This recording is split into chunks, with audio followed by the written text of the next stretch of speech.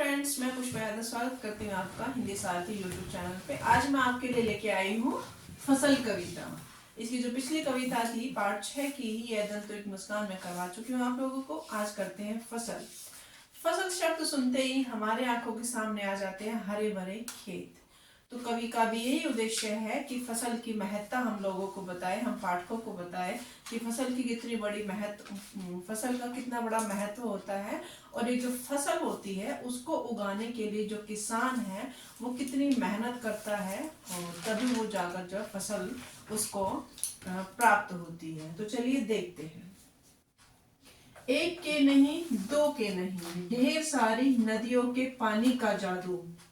यानी कि जो फसल है कोई भी, वो जरूरी नहीं है कि हम जो फसल में पानी दिया जा रहा है वो एक ही नदी का हो। क्यों? क्योंकि हमें पता है कि जो नदी है वो कहीं ना कहीं आगे बहुत सारी नदियों में मिलती चली जाती है। पीछे कोई छोटी नदी आ रही है, आगे जाकर वो किसी एक बड़ी नदी में मिल जाएगी। तो जो हम नदियों से जो पानी लेते हैं और फसलों में जो पानी देते हैं, हालांकि जरूरी नहीं है कि हर जगह नदियों का ही पानी दिया जाता है। कई जगहों पर नहर होती है, नहर की कैनाल्स के माध्यम से खेतों में पानी दिया जाता है। लेकिन वो नहरें, वो कैनाल्स कहाँ से आई हैं? वो भी तो नदियों का पानी ही उसमें आ रहा है।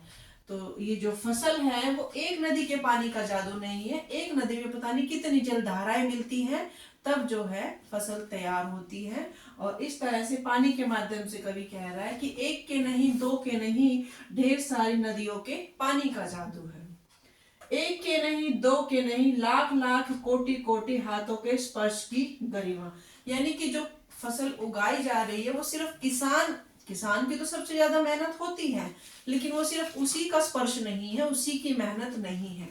जो किसान होता है वो जो बीज डालता है, खेत में जो बीज डालता है, उससे पहले खेत की जुताई होती है। यानी कि उसको अच्छी तरह से जोता जाता है, उसको कल्टीवेट किया जाता है। तो उसके लिए जो है कोई अन्य व्यक्ति आता है, यानी कि जैसे ट्रैक्टर वगैरह से हो गया, या फिर हल जोतने वाले अलग किसान होते हैं।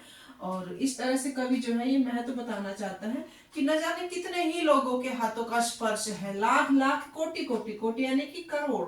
कोई बीज डालता है, कोई बीज की पैकिंग करता है, जहां पर बीज तैयार किए जाते हैं वहां पर भी वो अनेक लोग जो उसको स्पर्श करते हैं पैकिंग करने के लिए। इसी तरह से खाद है, यूरिया है, या फिर और भी कोई अगर नेचुरल प्राकृतिक जो खाद है उसको भी तैयार करते हैं तो छोटे छोटे पैकेट्स में डाली जाती है। तो वहां पर भी कई लोग उसको स्पर्श करते हैं। तो यहाँ पर कवि यही बताना चाह रहा है कि सिर्फ एक जो किसान फसल उगाता है वो उसी की मेहनत नहीं है, उसके पीछे जो कितने ही अनदेखे जो किसान होते हैं उनके स्पर्श की जो है महिमा का यहाँ बखान कवि कर रहा है कि कितने ही लोग जो है एक फसल को तैयार करने में कितने लोगों का हाथ होता है। एक की नहीं, दो की नहीं, हजार हजार खेतों की मिट्टी का गुणधर्म। जिस भी खेत में कोई फसल तैयार की जाती है, बीज डाला जाता है, तो वो वहां की मिट्टी है। लेकिन एक मिट्टी जरूरी नहीं है कि वो वहीं की है। उस मिट्टी में दूर दूर से, दूर के खेतों की, नदियों का जल के रूप में हवा की हवा जो होती है उसके माध्यम से किसी दूर प्रदेश की जो मिट्टी है वो भी उड़ के आ जाती है। तो जो मिट्टी जिसमें फसल उगाई जा रही है सिर्फ वही मिट्टी नहीं है, उसमें पता नहीं कितने हजारों मिट्टियों के गुण धर्म है, यानी कि क्वालिटी है। कहीं से जो है थोड़ी सी काली मिट्टी आकर कहीं बहकर उड़कर आ गई, आंधी के साथ, हवा के साथ, पानी के साथ, और वो जो है उस मिट्टी में मिल गई है। तो कवि यह बताने का प्रयास कर रहा है कि जिस भी मिट्टी में फसल तैयार की जाती है, फसल बोई जाती है, उस मिट्टी में भी कई कई मिट्टियों का गुणधर्म होता है। गुणधर्म यानी कि क्वालिटी, उसकी क्वालिटी। तो उन मिट्टियों का भी गुणधर्म है कितनी हजार हजार खेतों की, कहीं से पता नहीं दूर से उड़कर पानी के साथ प्रवाहित होकर, नदी का पानी, वर्षा का पानी, बाढ़ का पानी, उन सब के साथ जो है मिट्टी भी प्रवाहित होकर सफर करती है और लंबा मीलों का सफर तय करते हुए कहीं एक जगह वो डिपॉजिट हो जाती है, तो वहां की मिट्टी कहलाती है। तो इस तरह से कवि कह रहा है कि हजार हजार खेतों की मिट्टी का गुणधर्म है। फसल क्या है? और तो कुछ नहीं है, वह है नदियों के पानी का जादू है। और फसल क्या है? जब तक उसमें नदी का पानी नहीं दिया जाएगा फसल तैयार नहीं हो सकती। हम चाहे कितनी ही खाद डाल दे, कितना ही अच्छी क्वालिटी का बीज डाल दे, लेकिन जब तक उस बीज को, उस मिट्टी में जो हमने बीज डाला है उसको पानी नहीं मिल पाएगा, अच्छा स्वच्छ पानी नहीं मिल पाएगा, तो फसल तैयार नहीं हो पाएगी। तो नदियों के पानी का जादू है, हाथों के स्पर्श की महिमा है, यानी कि कितने जो किसान हैं, कितने जो लोग हैं उस फसल को तैयार करने में अपना स्पर्श जो है देते हैं, यानी कि हाथों का स्पर्श देते हैं मेहनत के द्वारा। भूरी काली संदली मिट्टी का गुणधर्म है। और जो एक खेत की जो मिट्टी है उसमें कई मिट्टियों के गुण होते हैं, कोई भूरी मिट्टी होती है, कोई काली मिट्टी होती है, कोई संदली मिट्टी होती है। संदली यानी कि जिसका जो सुनहरा रंग होता है, जिसमें थोड़ा काली और भूरी दोनों तरह की अगर मिट्टी को मिक्स कर दिया जाए थोड़ा सा, तो उसका रंग जो होता है वो नया रंग बनेगा, संदली मिट्टी। रूपांतर है सूरज की किरणों का। और जब तक किसी भी खेत में हमने बीज डाल दिया है और वहां पर सूर्य का प्रकाश जो है निश्चित मात्रा में, पर्याप्त मात्रा में नहीं पहुंच पा रहा है, तो तब भी जो फसल अच्छी तैयार नहीं हो पाती है। तो किस किस का योगदान है फसल को तैयार करने में? नदियों के पानी का जादू है, हाथों के स्पर्श की महिमा बताया है, और हजार जो है खेतों की मिट्टियों का गुणधर्म बताया है।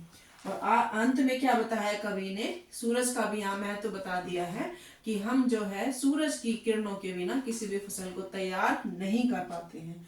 तो रूपांतर है सूरज की किरणों का, सिमटा हुआ संकोच है हवा की थिरकन का।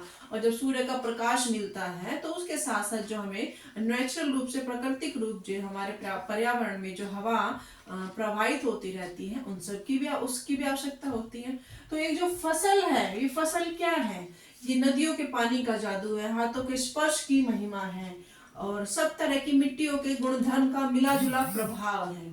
और अंत में क्या बताया है कवि ने कि सूर्य के प्रकाश का रूपांतर है। रूपांतर यानी कि वो ट्रांसफर हो जाती है। जब किसी बीज में पानी डाल दे, उसको सूर्य का प्रकाश ना मिले, तो भी जो है कोई फसल अच्छे से तैयार नहीं हो पाएगी। तो फसल जो है वो सबका मिला जुला प्रभाव है, किसान का, मिट्टी का, पानी का, सूर्य की किरणों का, इन सब का जो है मिला जुला प्रभाव क्या है? एक जो नया प्रोडक्ट निकल के आता है इन सब के प्रभाव से, वो है फसल। तो इस फसल कविता के माध्यम से कवि ने हमें सारी ही चीजें बता दी हैं कि किस किस चीज की आवश्यकता होती है फसल को तैयार करने में, और किसान बहुत ही ज्यादा मेहनत करके इस फसल को तैयार करता है। तो स्टूडेंट, ये थी फसल कविता की महिमा, व्याख्या, सॉरी, ये थी फसल कविता की व्याख्या। तो नेक्स्ट वीडियो में मैं आपको जल्दी ही मिलती हूँ, तब तक के लिए हैव अ नाइस डे।